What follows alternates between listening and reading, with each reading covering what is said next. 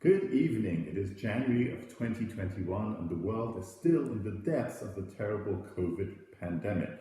And one thing my family and I miss more than anything is having a great steak, which we cannot do since all the restaurants are closed in LA currently. So I'm going to show you how to make steak au poivre, or steak with a peppercorn sauce, with mushrooms at home. A lot of people find making steak quite intimidating. And for good reason, because if you don't get it right, you could cause your meat to boil, not sear, and then you'll have a bad smell to it, bad texture, and quite bad taste as well. So here is the steak au poivre made simple for you, so you can do it at home. What I'm holding is some tenderloin, also known as filet mignon, cut into medallions, as you can see. What is special about tenderloin is that it's a very lean cut of meat. So if you look at it, there is very little fat or marbling in there. The consequence of that is that it's really quick to cook.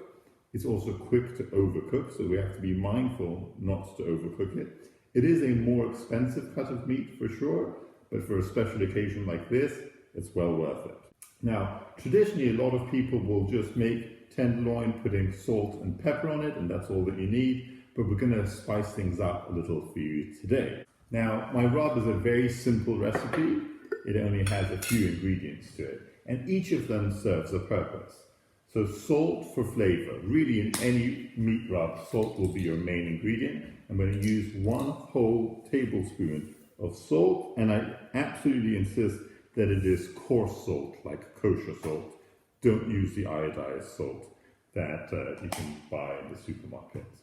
Then for 1 tablespoon of salt, we're going to do half a tablespoon of pepper. Again, I insist on fresh ground pepper. The fresh ground pepper, the coarser it is, you'll not only get the pepper flavor, but you'll get the benefits of the texture, the crunch that it gives you. So please, don't take the lazy way out and use pre-ground pepper. Okay, so you've got your salt, your pepper, 2-to-1 ratio. Now, for just a little bit of heat, we don't like it spicy, I add a few precious chili flakes just to give it a little tinge of heat. That's enough. You really don't need to overdo it. It will overpower the flavor of the steak. Now, to combat the heat, we're going to give it a little sweetness. I use brown sugar, and it actually has 2 advantages. One is the sugar really helps with the caramelization and get that beautiful sear. This is 1/4 of a teaspoon. I'm actually going to put 2/4 of a teaspoon in there, heaped ones. So you get a beautiful crispy outside thanks to the brown sugar. And 2, you also get the sweetness to fight the heat. So now you're going to have salty, peppery, spicy, sweet. What are we missing? It's just a tiny bit of bitterness. This is going to seem very, very odd, but just a few granules of coffee add a little bitterness to it, and now you've got all the dimensions working together. So about as much as you added brown sugar. I just put it in a jar, as simple as that. Shake it all about, and then we are ready to start seasoning our meat. Now, season it much more than you think. So I just pour a whole heap onto the meat. And the most important part actually is to massage it into the meat. Right? This is going to give it lots of depth of flavor. So don't be scared about getting your hands dirty. Be sure to wash them beforehand. And gently, gently rub it in, especially the sugar, rub it into the surface. See, it is difficult for the seasoning to penetrate deep into it, and if you just leave it on the surface. So get stuck in there. So now you've got it nice and, if you can see, nice and seasoned on this side. We're going to flip it over and do the exact same thing on the other side. Now, one of my favorite steak restaurants in the world is the Guinea in London, and they don't do this at all. They simply sprinkle on the slightest amount of salt on it and pepper, and they make beautiful steaks. But I just thought that having this more complex rub would add another dimension of flavor to the meat. Now, if you have a friendly butcher, you may ask them to tie your medallions for you using butcher string. If your butcher's not going to do it for you, don't worry, it'll turn out just fine without it. The point of using the butcher string is it tries to even out the shape so that the steak cooks as evenly as possible. All right, there we go. We have our beautifully seasoned steaks. We're just going to let them sit there for a minute while we talk about the searing process. The enemy to a good sear is moisture. So before you actually get round to seasoning your steak, what I did was pat them dry using a paper towel. So you remove the extra moisture, that way all your seasoning will stick nicely to your steak. And you want to have the steaks sit out of the fridge for about an hour so that they get close to room temperature. When they hit that hot pan is when the searing occurs. Should the steaks be too cold, then they'll drop the temperature of the pan and you'll start a boiling process as opposed to a frying process. And that's really damaging for the taste of your steak. So, in an ideal world, you will use a big, heavy cast iron skillet like this one. This is hard work to clean, but the kind of sear you get from a cast iron skillet is second to none. Failing that, a much more convenient alternative is an aluminum or aluminium non-stick pan, much easier to clean, much easier to cook on actually. Make sure you use one that has an oven-friendly handle, because to finish it and cook it on the inside, we're actually going to be popping the steaks into the oven for a few minutes. Now, since I'm lucky enough to have this cast iron skillet, and I won't be the one cleaning up tonight, that's what we're going to go with. In the meantime, we're going to preheat the oven to 350 degrees on roast, so that once we're done searing the steak, it will be ready to be popped into the oven to be cooked evenly throughout. Of course, you need fat to do a good sear, so we're going to put the gas on about medium high. And our fat sources are going to be a combination of butter for flavor and olive oil. You cannot use butter on its own because it has a low burn point, meaning that your butter will start to burn before your meat's actually cooked. So we're going to combine these two, flavor coming here and your searing coming here. You're welcome to use other oils if you don't like olive oil, canola oil, or any other oil which has a relatively high smoke point. Some people add the oil to the pan before it's hot. I do not recommend that, because then your oil will start to oxidize before you're ready to cook it. So just let the pan get nice and warm. You'll feel it when it's ready. Now it's time to add some olive oil. Again, because we're using a skillet, metal skillet, we're going to stick to very easily. You're going to end up using a lot more oil than otherwise. So if you're using a non-stick pan, you don't need to use nearly this much oil. All right. So the oil is heating up. You do not want to add the meat until it does. You can actually probably see the oil beginning to smoke. So that's telling me that it is getting close to the right temperature there. I'm going to turn it down just a smidge so that the oil doesn't burn off. And then we're going to combine it with nice dollops of butter. Everything is better with butter. So how much? Well, that depends to your taste. I'm putting in about that much. Oh, hear that beautiful sizzle. So, as the butter melts, we're going to swirl it around. There we go. We're going to turn down the heat a little bit. And then we're going to start with our biggest piece first. Now, another mistake people make is they overcrowd the pan.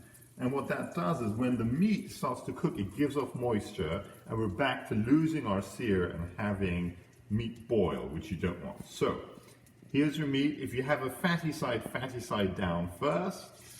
Oh, that's the sound of a good sear taking place. So you can see the evaporation coming off the sides. And that's exactly why you want to put them in one by one so you don't get too much moisture. Space them out, second piece goes in, beautiful searing sound going on. And the third. Now the last pieces I'm going to save for a little bit later. because they're much smaller pieces, so I don't want them to overcook. To enhance the flavor, what I've got in my hand, which I will show you in a second, are some cloves of garlic. I didn't bother even taking the skin off. We're not actually going to eat these. We're just going to toss them in there, and they will start to infuse the oil with their flavors. And I absolutely love the smell of fresh rosemary. Now, if you don't have fresh rosemary, don't worry about it. We have a little rosemary plant outside, so I just picked these off. I didn't even bother to chop them. They just go on, and they will start to add that beautiful aroma to the oil. What you have to watch out for is that the rosemary can burn in this high heat. So what we're going to do is a process called basting, where we're going to use the oil to cover the meat to keep it nice and tender. And in order to do that, we're just going to get a spoon, scoop up the oil with the rosemary, and keep pouring it over our meat. You can also pick up some of that yummy garlic, pour it over the meat. Now there's a temptation to try to turn the meat too early. Resist that temptation. You probably want about 2 minutes at this heat on each side before you touch the meat. But in the meantime, just keep basting. So picking up that yummy oil with the garlic and rosemary and pouring it over the meat, keeping it so tender and aromatic. Now if you can see, I'm going to just pick up a few of those garlic pieces and place it on top of the meat. They start to release the juices and flavors, and likewise pick up the rosemary so it doesn't burn. And we repeat that basting process.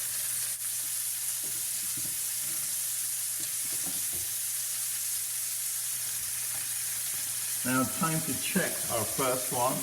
Remove the garlic and let's pick it up, see how that's looking. Oh, look at that beautiful, beautiful crispy sear there. That's exactly what you want. We're going to flip it over now, get it on the other side. Let's check this one. Got a lovely sear there again. Flip it over and let's place that garlic back on. And repeat the basting process.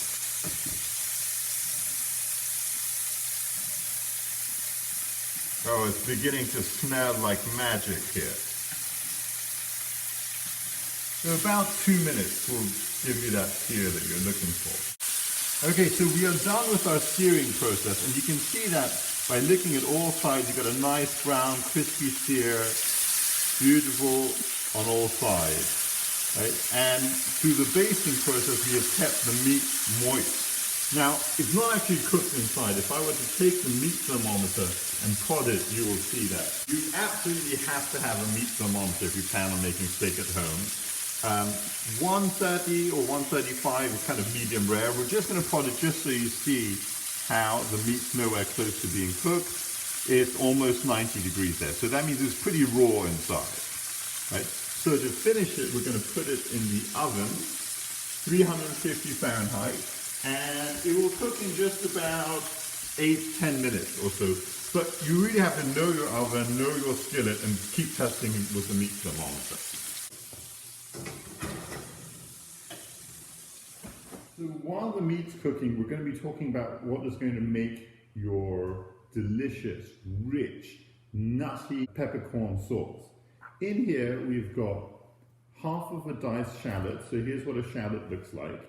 If you're not familiar with it, it's like a sweet, small onion, much milder than an onion, and a diced clove of garlic. That's it. So that's going to be added. We've got some pre-sliced mushrooms because I'm too lazy to wash and slice them myself. Of course, butter. Butter makes everything better. You've heard me say that before. We're going to give it some pepper, and then a few magic ingredients. A touch of cream to give it that velvety, rich, decadent flavor, and in keeping with the decadence, a little hit of cognac. Now, if you're really fancy, you can flambe it, but we won't be trying that today. Now, totally optional is adding a little Dijon mustard to your sauce as well. A lot of people will go and buy store Dijon mustard, and this is one of those places where you might say I'm a little inflexible, but for me, it is well worth investing in quality Dijon. The best that I like to use is Maille, which is a French brand, or Fauchon. I really would avoid the store branded ones. All right, let's check on our meat. Okay, so I just tested the meats, and they're about 135 degrees Fahrenheit, which is medium rare. You actually want to undercook them a bit because then I'm going to finish them off in the pan with the sauce. So time to get it out of the oven. Okay, so our meat is about 135 and it'll continue to cook from its own heat. So I'm going to transfer it to another dish and just let it sit there to cook. This is one of those places that people mess it up. If you do not let the meat rest, when you cut it, all those delicious juices are going to come running out and you will have a very poor outcome. It takes typically about 8 to 10 minutes for the meat to rest, the juices to reincorporate into the body of the meat. And so to let it rest, just get some aluminium foil, cover it, and it will gently continue to cook. We're going to use all those delicious, delicious flavors in the pan to make our sauce now. So, a low heat. Low and slow for this one. Now the pan probably has quite a bit of grease still on it because of the meat fat and the oil we used before and butter, but I'm just going to add a little bit more butter. Butter makes everything better. We're going to have mushrooms in it, a lovely earthy flavor. They look really big right now, but by the time we're done sauteing them, they will have shrunk and incorporated into the sauce beautifully. So turning up the heat a little bit. And here you've got chopped shallots and garlic. Do not add the garlic right away, it will burn. So mushrooms go in first, then the garlic.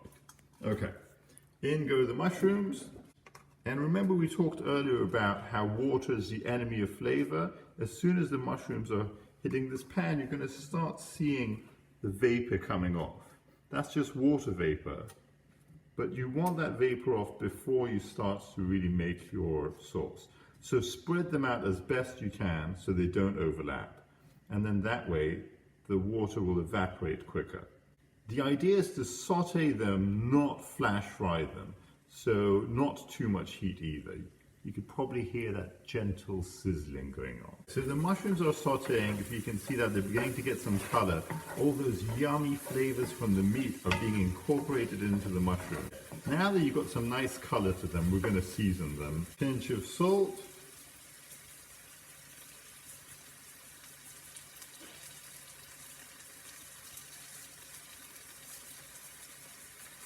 Okay, we did call this a peppercorn sauce, so lots of fresh pepper. So in case you're worrying about overpowering it with the pepper, don't worry, the cream is going to counteract that and balance it out. So you're going to have the contrast of the peppery, slightly spicy flavor and then the smoothness of the cream. Give it a little mix, they're coming along really nicely. Okay, time to add garlic and shallots. Beautiful, they go in. You might want to turn your heat down a bit now. You don't want the garlic, because it's finely chopped, to burn. That will give it a bitterness that you will not be able to get rid of. Oh, the smell is sensational. Now comes the fun part. We're going to add some cognac. So really best practice is you put the heat off while you're adding the cognac. Just, oh, look at that, beautiful. And then you put the heat back on low. If you wanted to flambe it, flambe is a French word for flaming it, burning it off. You kind of see it in the fancy restaurants. You actually have to turn the heat up really high. But let's not get that adventurous at home. As the alcohol is evaporating from the cognac, all these fantastic aromas are lifting up. The mushrooms are looking fantastically soft and decadent, and the brandy or cognac is giving it this velvety, rich look. We're almost at the point of adding our final ingredients, which are cream and mustard, turning the heat down. So you really don't want to burn the cream. At this point, we're going very low and slow. I'm using half and half here. You can use whatever cream you like. Actually, one thing that's quite good fun to use is creme fraiche. If you have that, that's a nice alternative. It's really a fancy French word for sour cream, but it is actually much sweeter than sour cream. Now, I think I'm going to add a little spoon of Dijon mustard. This is totally optional. I love the fact that Dijon gives it a hint of acidity. Try to turn down the heat so the sauce doesn't boil. That's kind of like half a teaspoon. That's probably enough. It's going to give it acidity from the white wine vinegar that's in the Dijon, a little bit of heat, and just one more dimension of flavor. Stir in the Dijon.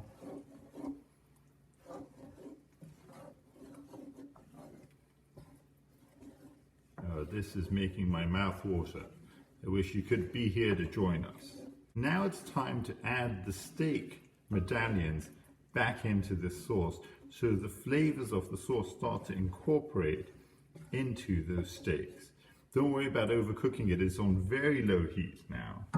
Look at these beauties. You see all the juices that are dripping off? We're going to add them back in. Lots of flavor in that juice. There it goes. Back in. Don't forget those delicious roasted garlic from earlier on. A lot of people are scared of eating garlic. They're scared it's going to give them bad breath. It's actually not the case if you roast the garlic like this. You get all the sweetness, but you do not get that pungent garlic taste.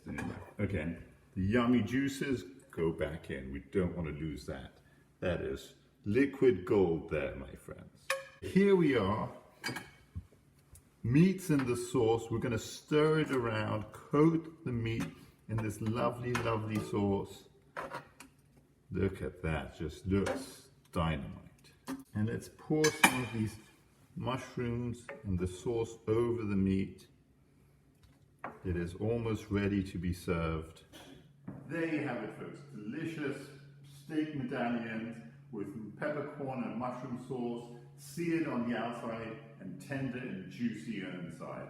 I hope you enjoyed being with us. If you like this video, please subscribe, give me a like, and we look forward to seeing you again.